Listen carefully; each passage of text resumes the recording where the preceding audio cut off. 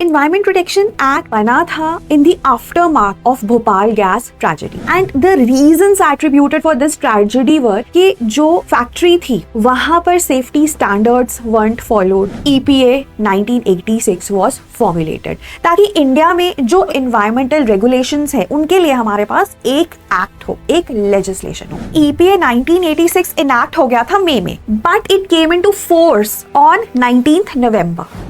Environment Protection Act of 1986 नाम से ही पता चल रहा है that this is an act, a legislation to protect the environment in the country. In fact, ये एक umbrella legislation है which provides frameworks for environmental governance, environmental regulation in India. इस वीडियो में हम सब कुछ जानेंगे regarding the Environment Protection Act of 1986. तो जुड़े रहिएगा. अब Environment Protection Act बना था in the aftermath of Bhopal gas tragedy. Bhopal gas tragedy 1984 में हुई, obviously भोपाल में, because of the leakage of methyl isocyanate. ये एक बहुत ही टॉक्सिक सब्सटेंस है and the reasons attributed for this tragedy were कि जो फैक्ट्री थी वहां पर सेफ्टी स्टैंडर्ड्स weren't followed, कोई मेंटेनेंस का ध्यान नहीं रखता था, कुछ भी नहीं था.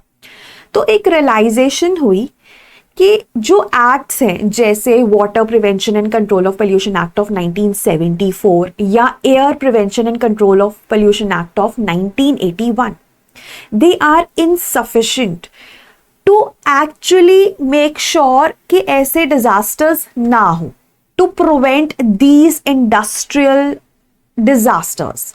Hence, EPA 1986 was formulated ताकि इंडिया में जो environmental safety regulations है या जो environmental regulations है उनके लिए हमारे पास एक एक्ट हो, एक legislation हो. So it was introduced in the wake of Bhopal gas tragedy जो 1984 में हुआ और ये एक्ट 1986 में आया. Also, it was passed under the Article 253 of the Constitution. अब Article 253 क्या दर्शाता है कि हमें इंडिया को, पार्लियामेंट को कुछ लॉस बनाने हैं which are in line with the international agreements, जो इंटरनेशनल अग्रीमेंट्स को इम्प्लीमेंट करने में हमारी हेल्प करेंगे. तो आर्टिकल 253 तो ये कहता है कि parliament is empowered to make laws to implement international agreements. अब यहां पर एक्ट कौन सा है? Environment protection act of 1986. International agreement कौन सा है? Stockholm conference on human environment जो 1972 में हुआ था. और ये जो स्टॉकहोम कॉन्फ्रेंस है, स्टॉकहोम में हुआ, स्वीडन में हुआ. यहाँ पर मेनली यही बताया गया था कि इन्वायरमेंट एक बहुत इंपॉर्टेंट चीज़ है, हमें उसे तबाह नहीं करना चाहिए. We shouldn't be destroying environment, in fact we should be protecting it.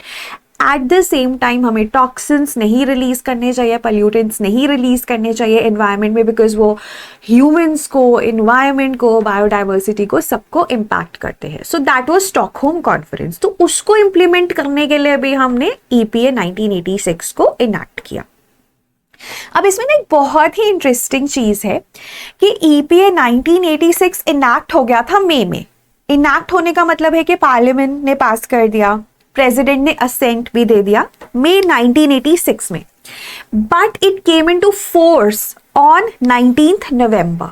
Why this gap? एक रीजन तो ये भी दिया जाता है कि 19th नवंबर को इंदिरा गांधी जी का बर्थडे होता है and she played a very pivotal role in representing the interest of India developing countries at the Stockholm conference. तो उनको एक तरह से श्रद्धांजलि देने के लिए इस दिन ये इनैक्ट किया गया. ऑल्सो रूल्स बनाने थे, सब कुछ करना था, तो उसमें टाइम लग गया. Hence it came into force on 19th November. Also ministry of environment जो इस एक्ट को इम्प्लीमेंट कर रहा है, करता तब भी कर रहा था, जो मिनिस्ट्री ऑफ एनवायरमेंट है वो भी 1985 में ही बना था. सो वो भी एक रीजन है कि they needed all the time to actually जो भी रूल्स हैं, जो भी रेगुलेशंस हैं, उनको इलैबोरेट तरह से लिखना. That took time. तो इनैक्ट हो गया था may be, but it came into force on November 1986, 19 नवंबर 1986। और जो पुराने एक्ट्स हैं उनको ये सप्लीमेंट भी करता है, right? Okay, so that was regarding a little background about the Environment Protection Act. Now we come to the objectives. Objective clear है, आपको नाम से ही पता चल रहा है कि इन्वायरमेंट को ये प्रोटेक्ट करेगा। So the protection and improvement of the environment is the primary objective. At the same time आप ह्यूमंस को, बायोडाइवर्सिटी को, प्लांट्स को, एनिमल्स को भी नुकसान नहीं पहुंचाओगे। So prevention of hazards to humans, living creatures, plants and property. So that is also an objective of EPA. तो broadly environment, और अगर हम break down करें तो humans, biodiversity को भी हम नुकसान नहीं पहुंचाएंगे. So we will prevent all the hazards. अब अगर हम इस एक्ट का बेसिक एक एनालिसिस करें, राइट, तो it is an umbrella legislation जो environmental governance, environmental regulation in India के बारे में डिटेल्ड फ्रेमवर्क्स हमें देता है। That's the first thing. Now it empowers the central government. Central government के पास पावर है कि वो रूल्स, नोटिफिकेशंस और डायरेक्शंस दे फॉर एनवायरमेंटल प्रोटेक्शन, कोऑर्डिनेट करे स्टेट गवर्नमेंट के साथ for environmental protection. So central government is very very important there. Now it includes everything. It includes land, water, air, सबका protection, and also includes the interrelationship with humans and biodiversity in the definition of environment. ठीक है, तो environment की definition में ही जिसको हम protect कर रहे हैं, environment protection act में हम environment को प्रोटेक्ट कर रहे हैं, तो उसी definition में हमने एक तो पूरा environment को इंक्लूड किया है, air, water, land, and we have also included the relationship with humans, with biodiversity in the definition only. मतलब अगर हम बायोलॉजी की भाषा में बोले या इन्वायरमेंट एंड इकोलॉजी की भाषा में बोले, ए बायोटिक और बायोटिक दोनों कंपोनेंट्स को इंक्लूड किया गया है। फिर उसके बाद it has power to make sure कि जो भी चीजें इन्वायरमेंट को नुकसान पहुंचाती हैं या तो वो प्रोहिबिटेड हैं, आप उन्हें कर ही नहीं सकते, या फिर वो रेगुलेटेड है कि आप कर सकते हो but you have to make sure कि वो एनवायरनमेंट को नुकसान ना पहुंचाए। और अगर ऐसा कोई नहीं फॉलो करता, so there are stringent penalties, jail भी आप जा सकते हैं और आपको फाइन भी देना पड़ सकता है, राइट? सो कंक्लूजन में अम्ब्रेला लेजिस्लेशन है, सेंट्रल गवर्नमेंट को एम्पावर करता है, हमें एनवायरनमेंट को प्रोटेक्ट करना है और ऐसी एक्टिविटीज को रिस्ट्रिक्ट या प्रोहिबिट करना है जो एनवायरनमेंट को नुकसान पहुंचाए, और अगर ऐसा कोई नहीं करता so there are penalties given in this act. Broadly अगर हम इस एक्ट की बात करें, so we have 4 chapters and 26 sections in this act, out of which these 4 sections you should take note of. ठीक है, ये 4 sections आपको पता होने चाहिए। टोटल 26 sections हैं। पहला है सेक्शन 3(1). अब ये मेन सेक्शन है जो सेंट्रल गवर्नमेंट को एम्पावर कर रहा है to take all the necessary measures for protecting and improving the environment. ठीक है, सेंट्रल गवर्नमेंट को एम्पावर क्या कर रहा है? सेक्शन 3(1). सेक्शन 5 उनको अलाउ करता है कि वो इशू कर पाए डायरेक्शंस, नोटिफिकेशंस, रेगुलेशंस, सब कुछ, right? That is section 5. Then you have section 7 which actually prohibits the discharge of emissions of pollutants beyond the standards. अब वो standards central government देगी under section 5 और उसके तहत discharge of the pollutants or the emissions are prohibited under section 7. और अगर इस act के प्रोविजंस को कोई फॉलो नहीं करता है तो penalties are given in section 15. Section 3 empower करता है सेंट्रल गवर्नमेंट को कि आप सारे मेजर्स ले सकते हो जो भी रिक्वायर्ड है फॉर एनवायरनमेंट प्रोटेक्शन, वो एम्पावर करता है। उनको डायरेक्शंस देने के लिए अलाउ करता है section 5. Section 7 prohibits the discharge of the pollutants if it is more than the prescribed standards, and section 15 provides with the penalties. So these are the 4 sections. अगर हम पेनल्टीज की बात करें तो जैसे मैंने बोला आप जेल भी जा सकते हैं या आपको फाइन देना पड़ सकता है। So there is imprisonment up to 5 years और फाइन अप टू 1 लाख। और अगर आप कंटिन्यू कर रहे हैं ऑफेंस, ठीक है, आप करते ही जा रहे हैं, तो हायर पेनल्टीज भी हैं कि हर रोज आपको 5,000 देना पड़ सकता है and imprisonment up to 7 years। So that is also there, that provision also exist. अब ना environment protection act of 1986 as a UPSC aspirant की अगर हम बात करें तो जो सवाल आते हैं वो आते हैं कौन सी ऑर्गेनाइजेशंस इस एक्ट के अंडर है या कौन से रूल्स इस एक्ट के अंडर आते हैं, right. So those aspects are important. और ये सब ना we have also shared in the list of micro topics, क्योंकि ना यूपीएससी के सिलेबस में आपको पता है कि एक्ट्स दिया गया है, acts and legislations have been mentioned, right. But अब एक्ट भी हमने पढ़ लिया, एनवायरमेंट प्रोटेक्शन एक्ट, कौन से एक्ट पढ़ने हैं, राइट, वो इंपॉर्टेंट है लिस्ट। उसके बाद उस एक्ट में क्या क्या पढ़ना है, क्योंकि क्वेश्चंस आ चुके हैं। So we have compiled a micro topics का लिस्ट फॉर यू, जिसका लिंक आपको डिस्क्रिप्शन में मिल जाएगा, तो वो आप जरूर डाउनलोड कर लीजिए, not only for this topic और for environment but across all the subjects. And it is very helpful if you are preparing yourself, self study अगर आप कर रहे हैं तो, कि कोई भी टॉपिक आपका मिस नहीं होगा। Now coming back to the organisations. अब ये जो लिस्ट है ना ऑर्गेनाइजेशंस की, all of these become statutory organizations because they are formulated under the Act EPA 1986। और जो पहली ऑर्गेनाइजेशन है ना, central ground water authority, don't confuse it with CGWB, central ground water board, वो डिफरेंट है। सेंट्रल ग्राउंड वाटर अथॉरिटी के ऊपर civil services के प्रीलिम्स में 2 बार सवाल आया है। It is one question which has been repeated, right, which also reiterates the importance of PYQs। but हाँ, Central Groundwater Authority बना है under the Environment Protection Act of 1986। so this is one statutory body जिसके ऊपर 2 बार question आया है prelims में। then you have Genetic Engineering Appraisal Committee, ये भी एक स्टैट्यूटरी बॉडी है, environment protection act ministry of environment के अंडर ये आती है।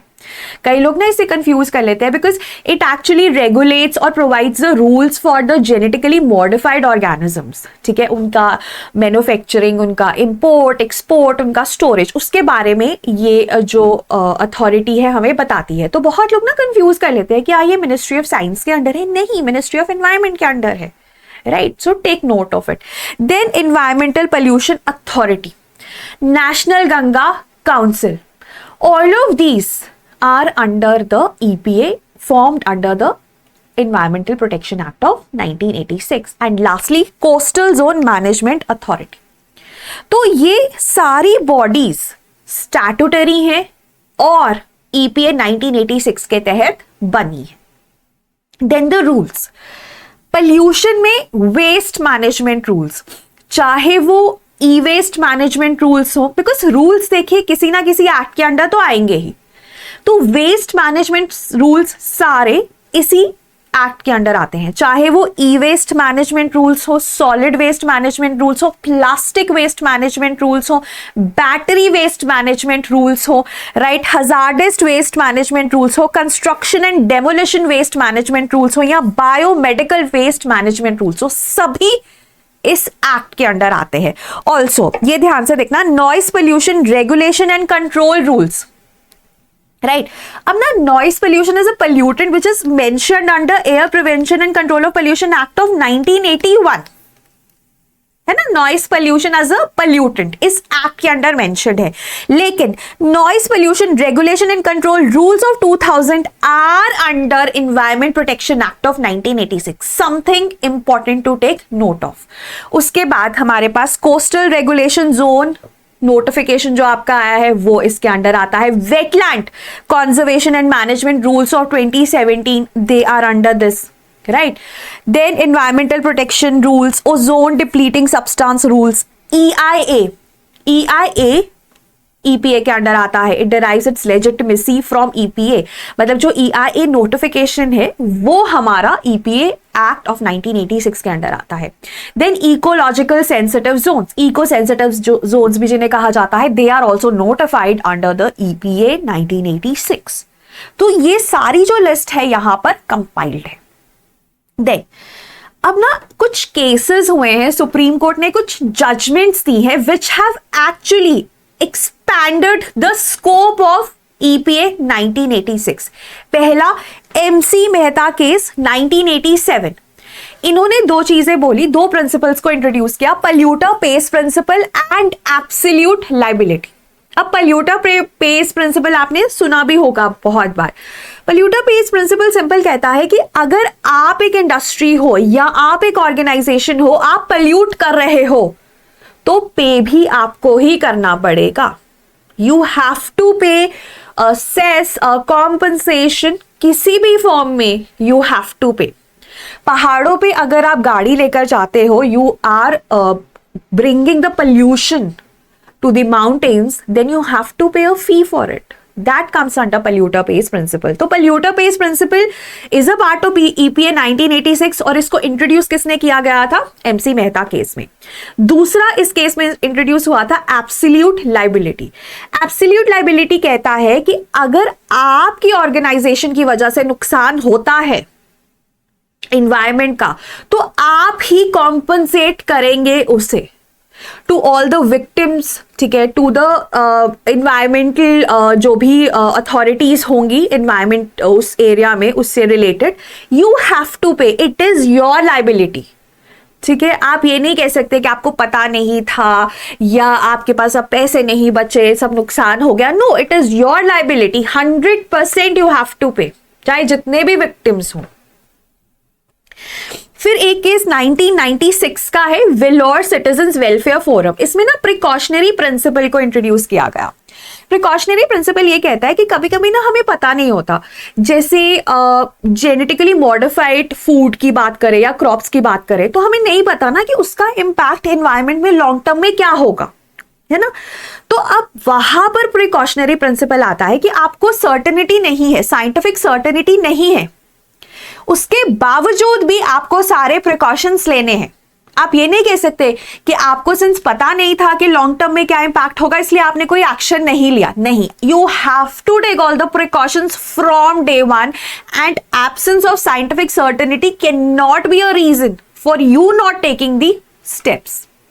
तो वो precautionary principle Vellore citizen welfare forum में इंट्रोड्यूस किया गया. सस्टेनेबल डेवलपमेंट भी, सस्टेनेबल डेवलपमेंट तो आई थिंक सिंपल होता है कि आपको रिसोर्सेज को एक्सप्लॉइट नहीं करना है, उन्हें सस्टेनेबली यूज करना है ताकि फ्यूचर जनरेशंस के लिए भी वो रहे.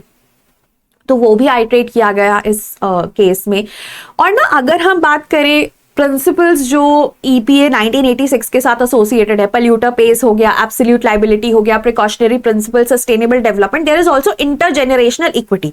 वो भी बेसिकली सस्टेनेबल डेवलपमेंट जैसा ही है कि अक्रॉस जनरेशंस जो है इक्विटी होनी चाहिए. आप ये नहीं कह सकते कि आप सारी इन्वायरमेंट तबाह करके चले जाओ और आने वाली जनरेशंस को कुछ भी ना मिले, तो वो भी रहना चाहिए. और एक हमारे पास ना 1996 का ही केस है, Indian council for enviro legal action. इसने भी EPA को एक तरह से रीइंफोर्स किया था. ठीक है, so those are the cases. Recent changes की बात करें तो draft EI notification was introduced under this act, but वो नहीं आगे जा पाई क्योंकि उसमें बहुत सारे इश्यूज थे. पोस्ट फैक्टो अप्रूवल को इंट्रोड्यूस किया गया था, राइट. देन पब्लिक हियरिंग का टाइम कम कर दिया गया था, 20 डेज कर दिया गया था फ्रॉम 30 डेज. अगर आप इसके बारे में डिटेल में जानना चाहते हैं तो आप EI का वीडियो देख सकते हैं which is given on the channel. Environment impact assessment पे पूरा डिटेल्ड वीडियो है, तो आप वो देख सकते हैं, राइट. उसके बाद माइनर इन्वायरमेंटल वायलेशंस. ठीक है, कभी कभी क्या होता है, हम ईज ऑफ डूइंग बिजनेस को इतना प्रमोट कर रहे होते हैं कि हम इन्वायरमेंटल जो माइनर इन्वायरमेंटल वायलेशंस है ना उनको इग्नोर कर देते हैं. तो वो इग्नोर ना हो, है ना. एक तरह से ना इसके लिए भी EPA है. लेकिन अभी क्या हुआ कि एक प्रपोजल आया कि जो माइनर एनवायरमेंटल वायलेशंस है ना उनको इग्नोर कर दिया जाए, but it wasn't obviously accepted. वो प्रपोजल ही है, बट क्योंकि हम we are promoting ease of doing business, so we can like make sure के जो माइनर एनवायरमेंटल वायलेशंस है उनको हम इग्नोर करते, तो उनको डीक्रिमिनलाइज करने के लिए कि उनको इग्नोर किया जा सके एक प्रपोजल आया था, but that wasn't taken forward. 2023 में ये हुआ था। तो ये दोनों wouldn't like they weren't taken forward. और लास्ट में हमारे पास है डिजिटल पोल्यूशन मॉनिटरिंग सिस्टम्स। तो ये एक तरह से सीपीसीबी का इनिशिएटिव है, सेंट्रल पोल्यूशन कंट्रोल बोर्ड, जो कि एक स्टैट्यूटरी बॉडी है लेकिन वाटर एक्ट के अंडर, ठीक है। अब ये सीपीसीबी का इनिशिएटिव है, एक तरह से डिजिटल टेक्नोलॉजी को हमने आपने इनकलकेट कर दिया है एनवायरनमेंट के साथ, तो सीपीसीबी का इनिशिएटिव है। अब जो वाटर एक्ट है या एयर एक्ट है ना, उसमें उसके तहत इसको इंट्रोड्यूस किया गया, but those acts also supplement EPA, ठीक है, और वो सब एक साथ ही काम करती हैं। तो इसी तरह से this has also been included in the recent changes. Limitations की अगर हम बात करें तो सबसे बड़ा जो लिमिटेशन है वो यही है कि ओवर सेंट्रलाइजेशन है। सेंट्रल गवर्नमेंट को बहुत सारी पावर दे दी गई है इसमें, which undermines the principle of federalism और decentralization of powers. So that is the most important criticism of this act. दूसरी चीज ये बोली जाती है कि अभी भी ना फ्रैगमेंटेड एनफोर्समेंट है। कुछ चीजें मिनिस्ट्री ऑफ एनवायरनमेंट कर रहा है, कुछ CPCB central pollution control board, कुछ स्टेट पोल्यूशन कंट्रोल बोर्ड कर रहे हैं। तो फ्रैगमेंटेड एनफोर्समेंट है। एंड वेरी इंपॉर्टेंट इज कि ना वीक प्यूनिटिव एक्शन है, कि अभी भी कन्विक्शन बहुत कम है, जो कन्विक्शन रेट है वो बहुत कम है। तो आप इसको ऐसे समझो कि देयर आर प्रोविजंस, ठीक है, बट अगर उसके तहत आप कुछ गलत कर रहे हो और आप कन्विक्ट नहीं हो रहे, तो इस एक्ट का जो इंपॉर्टेंस है वो तो कम ही होता जाएगा।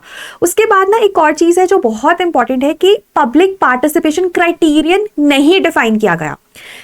एक्ट में है स्टैंडर्ड्स कि आपको करना है, लेकिन सेंट्रल गवर्नमेंट ने नहीं किया है, जबकि डेवलप्ड कंट्रीज में ये होता आया है। और एक बहुत ही आप कह लो छोटा सा एक पॉइंट है कि कंप्लीट सेट ऑफ पोल्यूटेंट्स या इमिशन स्टैंडर्ड्स अभी भी इंक्लूडेड नहीं है, राइट। तो वो एवर इवॉल्विंग एक चीज भी है, बट या दैट इज देयर। अब we have discussed everything about EPA 1986, the background of it, कब ये इनैक्ट हुआ था, कब ये फोर्स में आया, what are the important sections, the important features, कौन सी बॉडीज हैं, कौन से रूल्स हैं इसके अंडर, ठीक है, इसके लिमिटेशंस क्या है, कौन से केसेस इसके साथ एसोसिएटेड हैं, एवरीथिंग वी हैव डिस्कस्ड। और अब हम 2 सवाल सॉल्व करेंगे, आप इन दोनों को सॉल्व करिए। There are 2 questions from prelims, एक 2019 का है, 2022 का है। 2019 के आगे आप जो क्वेश्चन है वो फर्स्ट क्वेश्चन मान लीजिए और 2022 का second. The first question is EPA 1986 empowers the government of India to state the requirement of public participation in the process of environmental protection and the procedure and manner in which it is sought. तो इसको ध्यान से mark करना। Lay down the standards for emission or discharge of environmental pollutants from various sources. Correct बताना है आपको, mark करिए, 1 के आगे अपना आंसर लिख दीजिए। और जो सेकंड क्वेश्चन है वो सिंपल है, कौन सी बॉडीज EPA 1986 के अंडर आती हैं? Central water commission, central ground water board, central ground water authority. अब आपको पता चला जो कंफ्यूजन में आपको कह रही थी, सो ध्यान से मार्क करिए, and national water development agency. और लास्ट में अगर आप हमारे साथ जुड़ना चाहते हैं, अगर आप चाहते हैं कि आप भी रैंकर्स की लिस्ट में जल्द से जल्द आएं, so you can actually join this foundation batch. इसमें हमारे पास क्लासेस हैं जो आप जितनी बार चाहे देख सकते हैं until the end of the validity of this course, which is until the mains of 2027। Plus mentorship हम प्रोवाइड करते हैं, स्ट्रैटेजी सेशंस भी होते हैं कि अगर आपकी स्ट्रैटेजी में कुछ लूप होल्स है तो उसको ठीक किया जा सके timely. So this is the cost priced eight 12,749। और अगर आप और इसके बारे में जानना चाहते हैं तो आप 1800-890-3043 पर कॉल करिए। So that was all from my and, thank you so much.